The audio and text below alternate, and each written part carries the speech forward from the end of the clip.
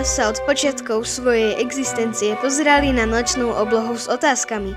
Čo sa skrýva za hviezdami? Kde je naše miesto vo vesmíre? Už praveké národy sledovali hviezdy, aby pochopili cykly ročných období a riadili svoj život podľa pohybu nebeských telies. Piráti a námorníci sa orientovali podľa hviezd na svojej ceste za neznámymi svetmi.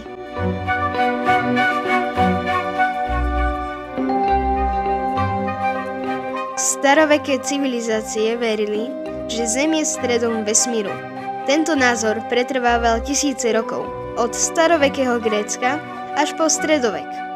Myšlienka, že všetky hviezdy a planéty obiehajú okolo nás, formovala svetovú filozofiu a vedecké učenie.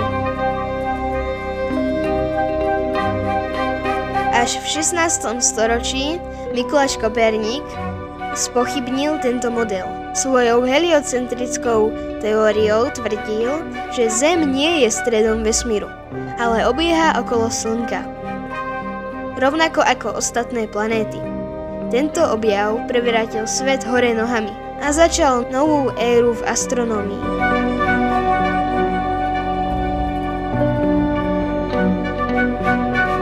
Galileo Galilei vďaka prvému použitiu ďalekohľadu na pozorovanie hviezd potvrdil Koperníkovú teóriu a objavil krátery na Mesiaci, mesiace Jupitera a fázy Venuše.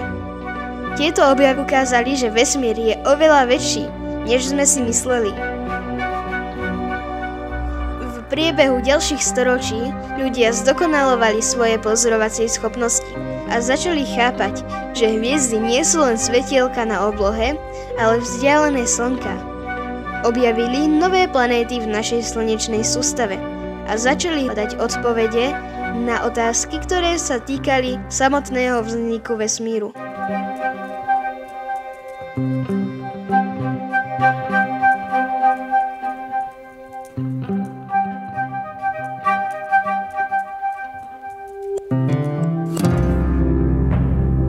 Práve v 20. storočí, v období plnom technologických pokrokov, sme sa však dostali za hranice Zeme.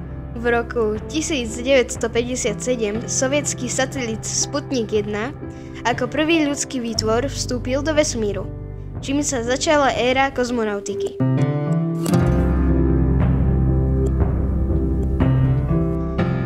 Následne sme poslali prvého človeka do vesmíru, Jurija Gagarina, v roku 1961. A o pár rokov neskôr, v roku 1969, Neil Armstrong a Buzz Aldrin uskutočnili jeden z najväčších milníkov ľudstva, keď pristáli na Mesiaci. V rámci misie Apollo 11 tento krok ukázal, že sa môžeme dotknúť aj vesmírnych telies. No toto bol len začiatok. Dnes sa vesmírne misie zameriavajú na Mars s cieľom jedného dňa ho kolonizovať. Plánujeme nielen objavovať našu slnečnú sústavu, ale aj iné hviezdne systémy. Súkromné spoločnosti ako SpaceX, alebo teda americká vesmírna agentúra NASA, pripravuje technológie, ktoré by mohli otvoriť dvere pre medzinárodné cestovanie.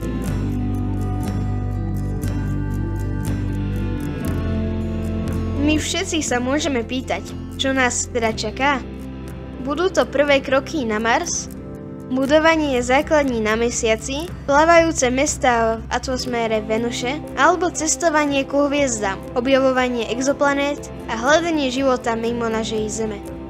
Ľudstvo bude neustále hľadať nové výzvy a nové hranice, ktoré budú môcť prekročiť.